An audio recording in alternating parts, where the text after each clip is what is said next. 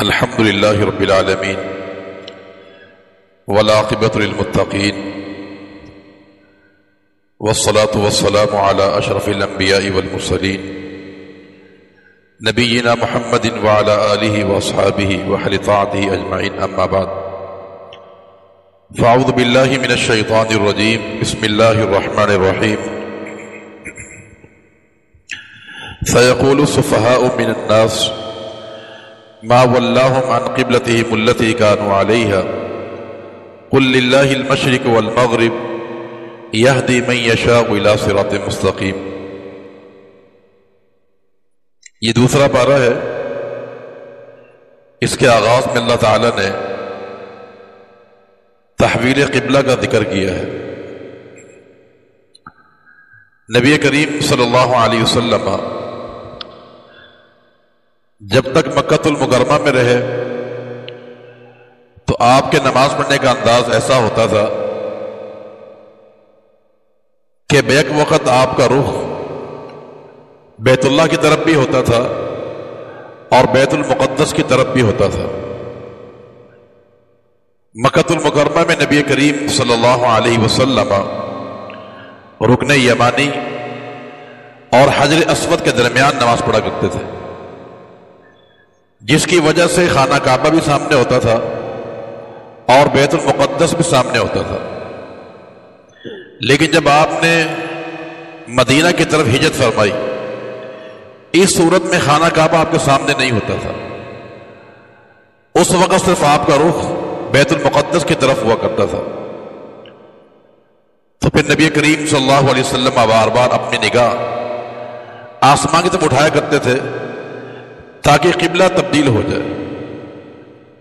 تو تقریباً 16 مہینے نماز ادا کرنے کے بعد پھر اللہ تعالیٰ نے قبلے کو تبدیل فرمایا تھا.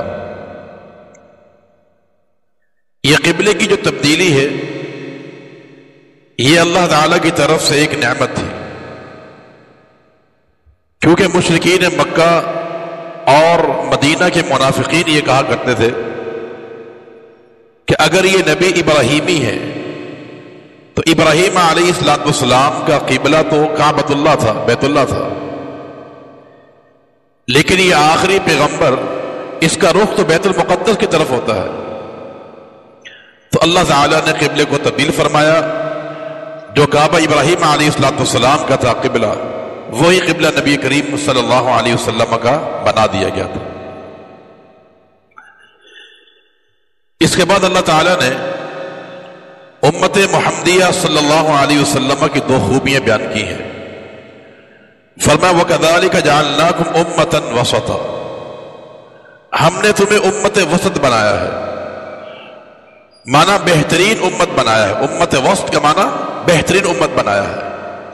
تمام تمام امتوں میں سب سے بہترین امت جو ہے وہ نبی کریم صلی اللہ علیہ وسلم کی امت ہے، امت محمدیہ ہے.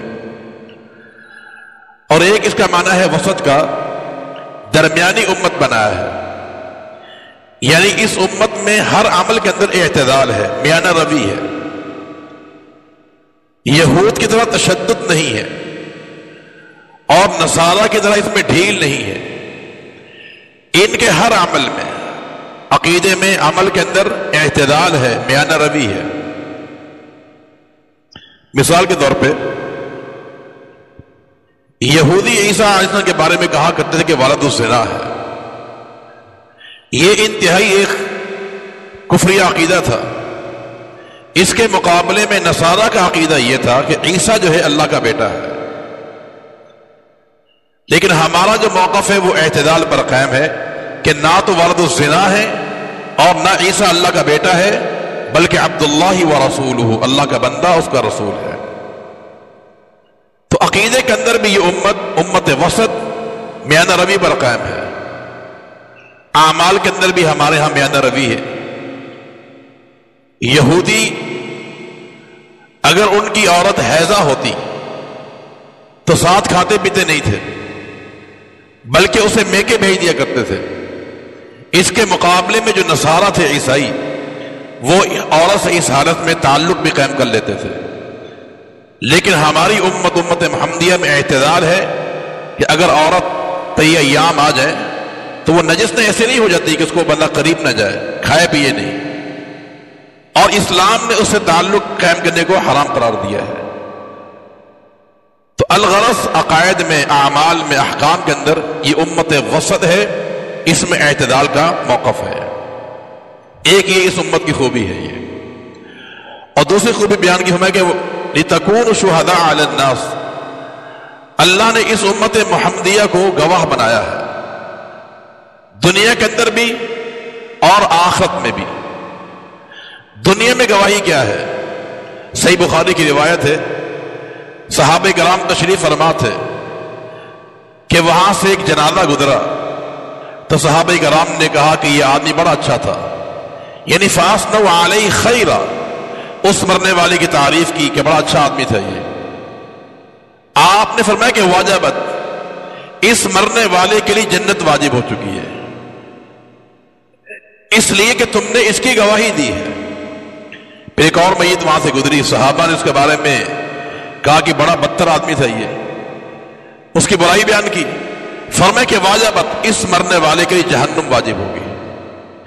تو دنیا میں یہ گواہی اس امت کی ہے، اور قیامت کے دن بھی یہ امت گواہی دے گی جب سابقہ انبیاء کی امتیں اپنے نبی کے بارے میں انکار کر دیں گی کہ ہمارے پاس پیغمبر نہیں آیا تھا، ہمیں دعوت نہیں ملی تھی، تو اس موقع پہ امت محمدیہ گواہی دے گی کہ اللہ تعالیٰ نے ہر امت میں ایک پیغمبر بھیجا تھا۔ تو یہ اس امت کی شان ہے کہ اللہ نے اس کو گواہ بنایا ہے دنیا کے اندر بھی، اور قیامت کے دن بھی یہ امت گواہی دے گی۔ اس کے بعد اللہ تعالیٰ نے قبلے کی تبدیلی کی دو حکمتیں بیان فرمائی ہیں۔ پہلی حکمت یہ ہے کہ إِلَّا لِنَعْلَمَ مَن يَتَّبِعُ الرَّسُولَ، کہ ہم نے قبلہ اس لیے تبدیل کیا ہے تاکہ ہم ظاہر کر دیں کہ کون پیغمبر کا مطیع ہے، اتباع کرنے والا ہے، اور کون ہے جو نبی کی نافرمانی کرتا ہے۔ یہ قبلے کی تبدیلی حقیقت میں اللہ کے پیغمبر کی اتباع کو جانچنے کے لیے تھا، اور واقعتاً جب قبلہ تبدیل ہوا تو منافقین و کفار پر یہ معاملہ بڑا گراں تھا، لیکن اہل ایمان پر یہ عمل گراں نہیں تھا یہ۔ اور یہ بھی یاد رہے قبلے کی تبدیلی یہ ظہر عصر کے درمیان ہوئی تھی، اور وہ مسجد قبلتین جسے کہا جاتا ہے، انہیں خبر ملی جب یہ عصر کی نماز ادا کر رہے تھے، تو عصر کی نماز کے دوران ہی انہوں نے اپنا قبلہ تبدیل کر لیا تھا۔ اسی بنیاد پر اس کو مسجد قبلتین کہا جاتا ہے۔ اور مسجد قباء والوں کو دوسرے دن فجر کی نماز میں اطلاع دی گئی تھی۔ تو قبلے کی تبدیلی جو ہے یہ اللہ کے پیغمبر کی اتباع کو دیکھنے کے لیے، کون نبی کی پیروی کرتا ہے اور کون نبی کی نافرمانی کرتا ہے۔ ایک حکمت یہ ہے قبلے کو تبدیل کرنے کی، اور دوسری حکمت یہ ہے فرمایا لِأَلَّا يَكُونَ لِلنَّاسِ عَلَيْكُمْ حُجَّةٌ، ہم نے قبلہ اس لیے تبدیل کیا ہے تاکہ یہود و نصارہ کو تم پر اعتراض باقی نہ رہے۔ یہودی اعتراض یہ کیا کرتے تھے کہ اگر یہ آخری نبی ابراہیمی ہے تو ابراہیم علیہ السلام قبلہ خانہ کعبہ تھا، اور تورات میں یہ بات لکھی ہوئی تھی کہ جو آخری پیغمبر آئے گا اس کا قبلہ جو ہے وہ بیت اللہ ہوگا۔ تو اللہ نے اس حجت کو پورا کرنے کے لیے آپ صلی اللہ علیہ وسلم کے لیے قبلے کو تبدیل فرما دیا تھا۔ اس کے بعد اللہ تعالی نے فرمایا یا ایھا الذین آمنوا استعینوا بالصبر والصلاۃ ان اللہ مع الصابرین، کہ جب انسان پر مصیبت آ جائے، تکلیف آ جائے، تو اسے دو کام کرنے چاہیے، نمبر ایک صبر، اور نمبر دو نماز۔ صبر کرنے سے انسان کو اللہ کی رضا حاصل ہوتی ہے، اور نماز کی ادائیگی سے انسان کی حاجات پوری ہوتی ہیں۔ تو استعینوا بالصبر والصلاۃ، مصائب پر انسان کو صبر کرنا چاہیے اور نماز ادا کرنی چاہیے۔ بلال رضی اللہ تعالیٰ عنہ کے بارے میں آتا ہے، فرماتے کہ جب اللہ کے پیغمبر کو کوئی پریشانی آتی، آپ مجھے فرماتے یا بلال، اے بلال اٹھو اذان دو اور نماز کے ذریعے ہمیں سکون پہنچاؤ۔ گوئے کہ نماز سکون قلبی کا نام ہے، نماز کی ادائیگی سے انسان کو ایک راحت، ایک سکون حاصل ہوتا ہے۔ تو صبر اور صلاۃ یہ دونوں چیزیں معاون ہیں مشکلات پر صبر کرنے کے لیے۔ دیکھیں مصائب انسان پر الگ الگ انداز کے ہوتے ہیں۔ بعض اوقات انسان پر مصیبت آتی ہے اور وہ مصیبت اختیاری ہوتی ہے، لیکن چونکہ اللہ کا حکم ہوتا ہے انسان صبر کرتا ہے۔ مثال کے طور پہ ابراہیم علیہ السلام کو آگ میں ڈالا گیا، یہ ایک مصیبت تھی اور اختیار میں تھی، چاہے نہ جاتے آگ میں وہ، لیکن حکم شرعی تھا، اللہ تعالیٰ کا حکم تھا، تو ابراہیم علیہ السلام آگ میں چلے گئے۔ اور بعض اوقات انسان پر مصائب آتے ہیں اور وہ مصیبت انسان کے اختیار میں نہیں ہوتی ہے۔ اس کی مثال جو ہے یعقوب علیہ السلام کا جو بیٹا گم ہوا یوسف جو ہے، یہ غیر اختیاری مصیبت تھی، لیکن دونوں پیغمبر نے صبر کا اظہار کیا ہے۔ تو استعینوا بالصبر والصلاۃ، انسان کو کبھی بھی صبر کا دامن چھوڑنا نہیں چاہیے۔ اور آگے اللہ تعالیٰ نے صابرین کی علامت بیان کی ہے کہ صابر کسے کہا جاتا ہے؟ فرمایا الذین اذا اصابتهم مصیبہ، صابرین کی علامت یہ ہے کہ انہیں جب بھی کوئی مصیبت پہنچتی ہے، مصیبت کا معنی یہ ہے کہ ایسا حادثہ جس سے انسان کو دکھ ہو اسے مصیبت کہا جاتا ہے۔ خواہ انسان کا مال برباد ہو جائے یہ بھی مصیبت ہے، اولاد فوت ہو جائے یہ بھی مصیبت ہے، حتیٰ کہ انسان کے پاؤں میں کانٹا چبھ جائے یہ بھی مصیبت ہے، اور یہاں تک اگر انسان کا چراغ بجھ جائے رات کے ٹائم یہ بھی مصیبت ہے۔ تو مصیبت کی تعریف کیا ہے؟ ہر وہ حادثہ جس سے انسان کو دکھ لگے اسے مصیبت کہا جاتا ہے۔ تو صابرین کی علامت یہ ہے کہ جب انہیں دکھ پہنچتا ہے کسی بھی شکل میں تو کہتے کیا ہیں؟ انا للہ و انا الیہ راجعون۔ یہ کلمہ استرجاع کہلاتا ہے، یہ انا للہ و انا الیہ راجعون۔ مصیبت کے وقت یہ کلمہ پڑھنا سنت رسول ہے صلی اللہ علیہ وسلم۔ اور ہر مصیبت پر، ہمارے ہاں یہ جملہ عموماً لوگ مرنے پر پڑھتے ہیں، نہیں میرے بھائی، جو بھی انسان کو حادثہ پہنچے، دکھ پہنچے، یہ دعا پڑھنی چاہیے انا للہ و انا الیہ راجعون۔ یہ الفاظ ہم ادا تو کرتے ہیں لیکن اس کے معنی پہ کبھی غور نہیں کیا۔ دیکھیں یہاں پر دو جملے ہیں، انا للہ و انا الیہ راجعون۔ یہ انا للہ کا معنی یہ ہے کہ یا اللہ میں تیرا غلام ہوں، انا للہ میں عبدیت کا اظہار ہے کہ میں کچھ نہیں ہوں، میں اللہ تعالیٰ کے لیے ہوں، میں اللہ کا غلام ہوں، اللہ کا عبد ہوں۔ اور وہ انا الیہ راجعون کا معنی یہ ہے کہ میرے سارے معاملے اللہ کے سپرد ہیں۔ تو اس جملے کو آپ پڑھیں ان معانی کے ساتھ، عبدیت کا اظہار کیا جا رہا ہے اور اپنے تمام معاملات اللہ کے سپرد کیے جا رہے ہیں۔ اس کے بعد اللہ تعالیٰ نے حلال و حرام کا ذکر کیا ہے کہ اللہ کے حلال کو حلال مانو اور اللہ کے حرام کو حرام مانو۔ کفار مکہ میں عادت ہوتی تھی کہ جو چیزیں اللہ نے حرام کی ہیں اسے یہ حلال سمجھتے تھے، اور جسے اللہ نے حرام کیا ہے اسے حلال اور حلال کو حرام سمجھا کرتے تھے۔ فرمایا کہ اللہ کے حلال کو حلال مانو اور اللہ کے حرام کو حرام مانو۔ اور مزے کی بات یہ ہے کہ اللہ نے جس چیز کو حلال کیا ہے وہ چیزیں ایسی ہیں جو انسان کی عقل کے بالکل مطابق ہے اور انسان کی عقل کے لیے نفع بخش بھی ہے، اور جن چیزوں کو اسلام نے حرام قرار دیا ہے وہ چیزیں میرے بھائیو انسان کی عقل کے نقصان دہ ہیں۔ یہ بات تو ثابت ہے، ہم بھی جانتے ہیں کہ جو اشیاء اسلام نے حرام کی ہیں ان کی حرمت کی وجہ یہی ہے کہ وہ انسان کی عقل کے نقصان دہ ہیں، اور جو اشیاء اسلام نے حلال کی ہیں وہ انسان کی عقل کے لیے مفید ہیں۔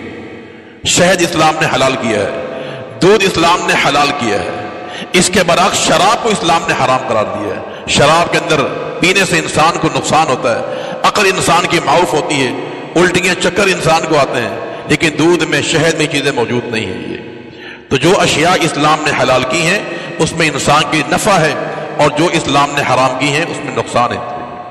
تو اللہ کے حلال کو حلال مانو اور اللہ کے حرام کو حرام مانو۔ اللہ نے حرام کیا کیا ہے؟ انما حرم علیکم المیتۃ، مردار اسلام نے حرام قرار دیا ہے، خون بہتا ہوا خون حرام کیا ہے، خنزیر کو حرام کیا ہے، اور ہر وہ چیز جس پہ غیر اللہ کا نام لیا جائے اس کو بھی اسلام نے حرام قرار دیا ہے۔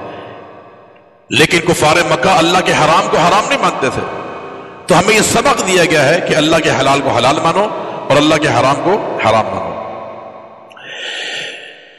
اس کے بعد فرمایا کہ لیس البر ان تولوا وجوہکم قبل المشرق والمغرب۔ یہ قبلے کا جو تبدیلی کا جو معاملہ تھا یہ اتنا زیادہ مکہ مدینہ منورہ میں یہ گرم ہوا تھا کہ آپس میں مسلمان اور جو منافقین تھے ان کی بڑی گرما گرمی ہوتی تھی قبلے کی تبدیلی پر، یہاں تک کہ تحویل قبلہ کو لوگ نیکی سمجھتے تھے۔ اللہ نے جواب دیا کہ لیس البر ان تولوا وجوہکم قبل المشرق، قبلے کی تبدیلی نیکی نہیں ہے، ولکن البر، نیکی کیا ہے؟ من آمن باللہ، اللہ پر ایمان لانا، آخرت پر، فرشتوں پر، کتابوں پر، انبیاء پر، یہ اصل نیکی کا کام ہے۔ یہ قبلے کی تبدیلی کا انحصار نیکی پر نہیں ہے۔ یہ اصل چیز ایمان کے 6 اصول ہیں ان کو تسلیم کرنا، اور اس کے بعد رب العالمین نے مال کے خرچ کے مصارف بیان کیے ہیں کہ تم مال خرچ کرو، قریبی رشتہ داروں کو دو، یتیموں کو دو، مسکینوں کو دو، مسافر ہیں، مانگنے والے ہیں، قیدی ہیں، ان کو دو۔ وَأَقَامَ الصَّلَاةَ، نماز قائم کرو، زکوٰۃ ادا کرو، وعدے پورے کرو، صبر کرو۔ یہ سارے کام نیکی کام ہیں، یہ اعمال بر ہیں، یہ اعمال خیریہ ہیں۔ قبلے کی تبدیلی، رخ کی تبدیلی، اس کا انحصار نیکی پر نہیں ہے۔ اس کے بعد اللہ تعالی نے کچھ امور بیان فرمائے ہیں کہ جس سے انسان کا نفس بھی محفوظ ہوتا ہے اور انسان کا مال بھی محفوظ ہوتا ہے۔ اللہ نے انسان کی جان کو محفوظ کرنے کے لیے قصاص کو فرض کیا ہے۔ یا ایھا الذین آمنوا کتب علیکم القصاص ولکم فی القصاص حیات، تمہارے لیے قصاص میں بدلہ لینے میں زندگی ہے۔ یہ تو قصاص، اس میں انسان کی حیات ہے۔ یہ تو اللہ نے انسان کے نفوس کی حفاظت کے لیے قصاص کو لازم قرار دیا ہے۔ اور نمبر 2، انسان کے نفس کو محفوظ کرنے کے لیے کتب علیکم الصیام، اسلام نے روزے فرض کیے ہیں تاکہ انسان کے نفس کی تہذیب ہوتی رہے۔ قصاص کے ذریعے انسان کا ظاہری نفس محفوظ ہوتا ہے، اور روزے کے ذریعے انسان کی جو روحانیت ہے وہ محفوظ ہوتی ہے۔ یہ اور تیسرا حکم یہ دیا ہے کہ تم اپنا مال محفوظ کرو۔ کس طرح؟ وصیت کر کے جو ہے، ایک انسان مر رہا ہے، اس کے پاس مال موجود ہے، تو اپنے مال کی اس نے وصیت کرنی ہے، تو اس کو چاہیے کہ مال کو محفوظ کرنے کے لیے وصیت کر کے جائے۔ اور وصیت کے بارے میں اسلام کا اصول یہ ہے کہ ایک مرنے والا جب مر رہا ہو، اس کو اپنے ٹوٹل مال میں سے صرف تیسرے مال کی حصے کرنے کی وصیت کرنے کی اجازت ہے۔ پورا مال وہ وصیت نہیں کر سکتا ہے، اگر کرے گا بھی تو وہ وصیت نافذ نہیں کی جائے گی۔ تو ثلث مال کی اسلام نے اجازت دی ہے۔ اور وصیت اچھے کام بھی کرنی چاہیے انسان کو، جو ہے ناجائز کام، جو باطل کام ہیں، دین کے خلاف ہیں، ان کی وصیت حرام اور باطل ہے میرے بھائی۔ اور جس آدمی کے پاس مال نہ ہو وہ بھی وصیت کر سکتا ہے دین کی۔ وصى بها ابراہیم بنیہ ویعقوب، ابراہیم علیہ السلام نے اپنی اولاد کو وصیت کی تھی دین پر چلنے کی، جو ہے تو وصیت مال کی بھی ہوتی ہے۔ اگر انسان کے پاس مال نہ ہو تو دین کی بھی انسان وصیت کر سکتا ہے۔ سلف صالحین کے بارے میں آتا ہے کہ وہ جب مرض الموت میں ہوتے تھے، ان کے پاس مال تو ہوتا نہیں تھا، تو لوگ ان سے کہتے آپ ہمیں وصیت کریں، تو سلف صالحین کہا کرتے تھے کہ سورہ نحل کی جو آخری آیت ہے، ان اللہ مع الذین اتقوا والذین هم محسنون، اس آیت پر تم عمل کرو، یہ ہماری تمہیں وصیت ہوا کرتی ہے۔ تو اس کے بعد عالمین نے وصیت کے مسائل، پھر جہاد کے مسائل بیان فرماتے ہوئے اللہ نے حج کے مسائل بیان کیے ہیں۔ حج کے مسائل کے اندر کفار مکہ کی چند رسومات کی تردید کی ہے۔ کفار مکہ جو ہے ان کے ہاں کوئی بھی حج کا موقع نہیں ہوتا تھا، جب چاہے وہ حج کر لیتے تھے۔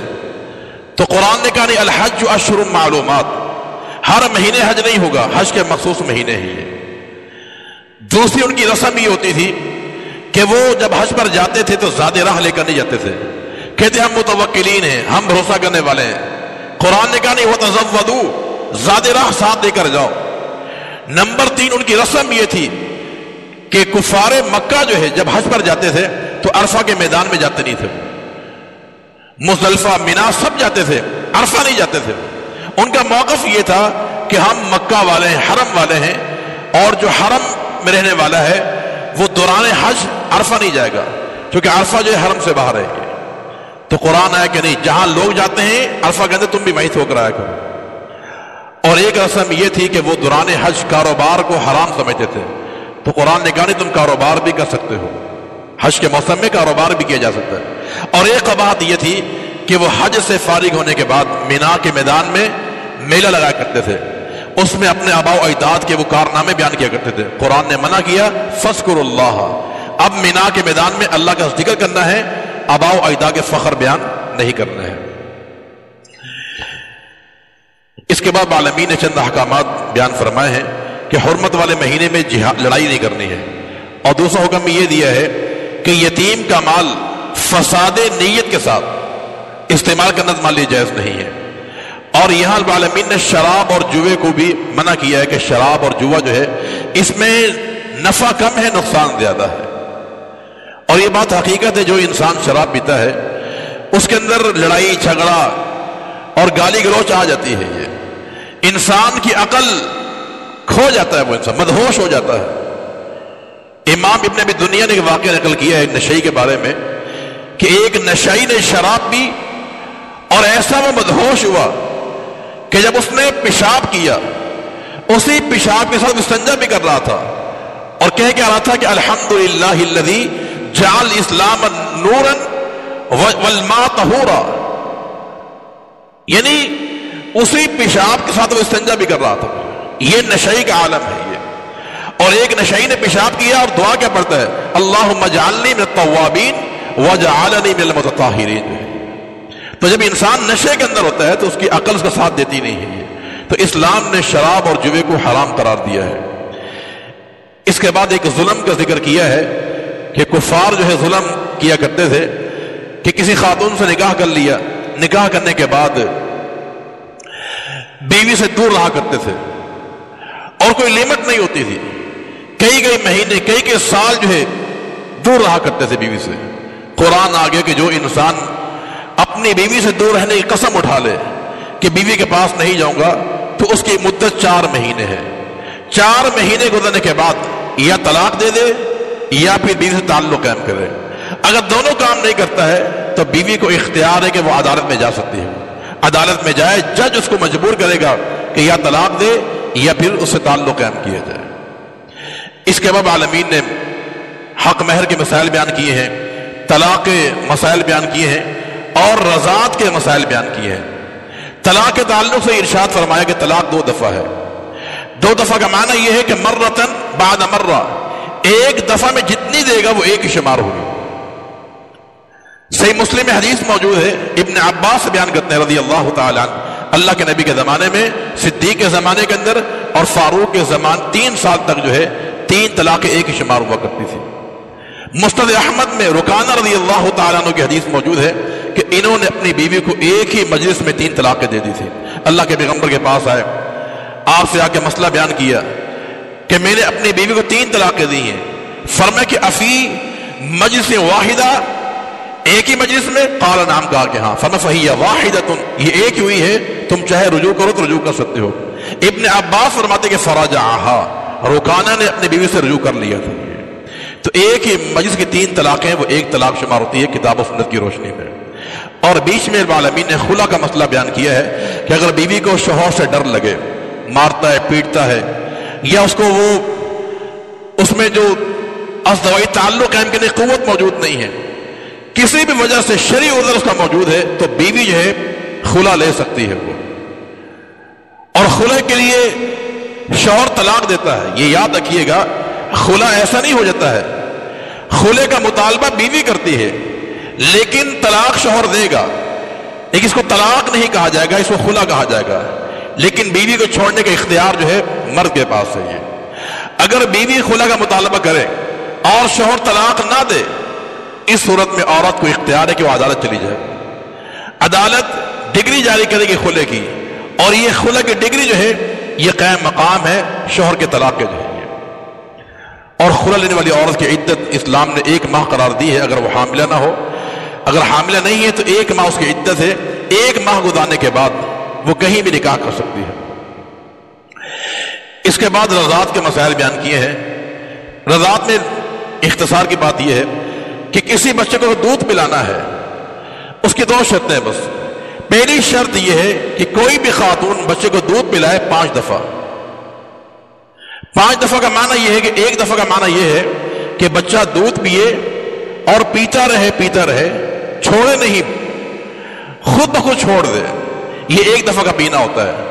جو بھی بچہ کسی خاتون کا 5 دفعہ دودھ پی لے، ایک یہ شرط ہے، اور ایک شرط یہ ہے کہ دودھ اس وقت پیے جو دودھ کی عمر ہوتی ہے، یہ 2 سال سے پہلے جو ہے۔ اگر یہ 2 شرطیں ثابت ہو جائیں تو اس بچے میں اور خاتون میں رضاعی رشتہ ثابت ہو جاتا ہے۔ لیکن یاد رہے، رضاعت کی بنیاد پر میراث ثابت نہیں ہوتی ہے۔ ایسا نہیں ہے کہ یہ خاتون اس بچے کے وارث ہوگی، یہ بچہ اس خاتون کا وارث، رضاعت سے جو ہے میراث ثابت نہیں ہوتی ہے۔ اس کے بعد عالمین نے عدت کے مسائل بیان کیے ہیں۔ عدت کے لحاظ سے خواتین کے الگ الگ اقسام ہوتی ہیں۔ بعض خواتین کو جن کو طلاق ہو جائے اور ان پر ایام نہیں آتے ہیں، بیماری کی وجہ سے نہیں آتے ہیں، یا عمر کے زیادہ ہونے کی وجہ سے نہیں آتے ہیں، یا کم عمری کی وجہ سے نہیں آتے ہیں، تینوں صورتوں میں اگر کسی خاتون کو طلاق ہو جائے اور اس کو ایام نہ آتے ہوں، اس کی عدت اسلام نے 3 مہینے مقرر کی ہے۔ نمبر 2، خاتون کو طلاق ہو جائے اور اس سے صحبت نہ کی گئی ہو، اس پر کوئی عدت نہیں ہوتی ہے۔ نمبر 3، بیوہ خاتون جو ہے اس کی عدت 4 مہینے 10 دن ہے اگر حاملہ نہ ہو، اگر حاملہ ہے تو اس کی عدت بھی اسلام نے وضع حمل قرار دی ہے۔ اس کے بعد آخر میں اللہ تعالیٰ نے 2 واقعے ذکر کیے ہیں جس میں ترک جہاد کی وجہ سے لوگ خوف میں تھے، جہاد نہیں کر رہے تھے اور بزدلی کی وجہ سے وہ جہاد سے بھاگ رہے تھے۔ پہلا واقعہ بیان کیا، الم تر الی الذین خرجوا من دیارہم وهم الوف حذر الموت، موت کے ڈر سے، جہاد کے خوف سے یہ لوگ گھر سے نکل گئے۔ اللہ رب العالمین نے راستے میں فقال لهم اللہ موتوا، موت سے بھاگے تھے کہ جہاد نہ کرنا پڑے، اللہ نے راستے میں سب کو مار دیا ہے۔ تو ترک جہاد یہ بزدلی ہے میرے بھائی۔ اور دوسرا واقعہ بیان کیا بنی اسرائیل کا کہ بنی اسرائیل نے جب جہاد کو چھوڑا، ترک جہاد کیا، تو نتیجہ کیا نکلا؟ انہیں گھروں سے نکال دیا گیا، وطن سے نکال دیا، گھر سے بے گھر کر دیا گیا، اور ان کی عورتوں کو لونڈی بنا لیا گیا تھا۔ تو اب انہوں نے دوبارہ اپنی عزت پانے کے لیے، دوبارہ اپنا وطن حاصل کرنے کے لیے اور کھوئی عزت کو پانے کے لیے اپنے نبی کے پاس گئے کہ ہمارے کو بادشاہ مقرر کرے جس سے مل کر ہم جہاد کریں۔ مانا کہ جہاد ہی عزت کا راستہ ہے میرے بھائی۔ اس دور میں نبی جہاد نہیں کرتے تھے، جہاد کے لیے کمانڈر مقرر کیا جاتا تھا، تو لہذا طالوت علیہ السلام کو کمانڈر مقرر کیا گیا اس قوم کے لیے کہ ان کی معیت میں تم نے جہاد کرنا ہے۔ اس قوم نے ایک اعتراض کر دیا، اعتراض یہ تھا کہ یہ ہمارا بادشاہ نہیں ہو سکتا ہے، کیوں؟ وَلَمْ يُؤْتَ سَعَةً مِنَ الْمَالِ، یہ مالدار نہیں ہے، یہ اس کے پاس پیسہ نہیں ہے، تو پیسے والا انسان ہونا چاہیے۔ اللہ نے جواب دیا کہ ان اللہ اصطفاہ علیکم، بات یہ کہ اس کو عالمین نے منتخب فرمایا، یہ اللہ تعالیٰ کا چناؤ ہے۔ اور نمبر 2، وَزَادَهُ بَسْطَةً فِي الْعِلْمِ وَالْجِسْمِ، اس کے پاس علم بھی موجود ہے اور اس کے پاس جسم بھی موجود ہے، تمام تر اس کے پاس قوتیں موجود ہیں۔ چنانچہ طالوت علیہ السلام کو بادشاہ مقرر کیا گیا۔ انہوں نے وہاں پر قوم کو وعظ و نصیحت کی جہاد کے لیے، اور جب جالوت سے ان کا مقابلہ ہوا تو اللہ العالمین نے فہزموہم بإذن اللہ، اللہ العالمین کی حکم پر جو ہے جالوت کو شکست ہو گئی۔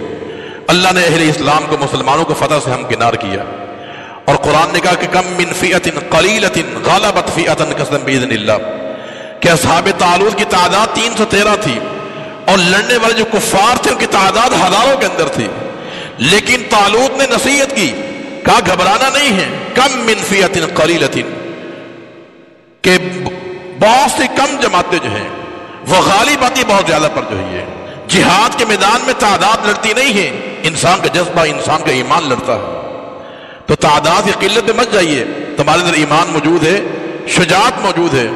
تو دنیا میں ایسا ہوا ہے کہ چھوٹی جماعت بڑی جماعت پر غالب آتی رہی، اور ہر دور میں ایسے ہوا ہے۔ بدر کے میدان کے اندر مسلمانوں کی تعداد کم تھی، 313 مسلمان تھے، 1000 کفار تھے۔ احد کے اندر مسلمانوں کی تعداد 700 تھی، 1000 تھی بعد میں، لیکن 300 چلے گئے تھے، منافقین کو ساتھ لے گیا تھا، 700 مسلمان تھے، کفار کی تعداد 3000 تھی۔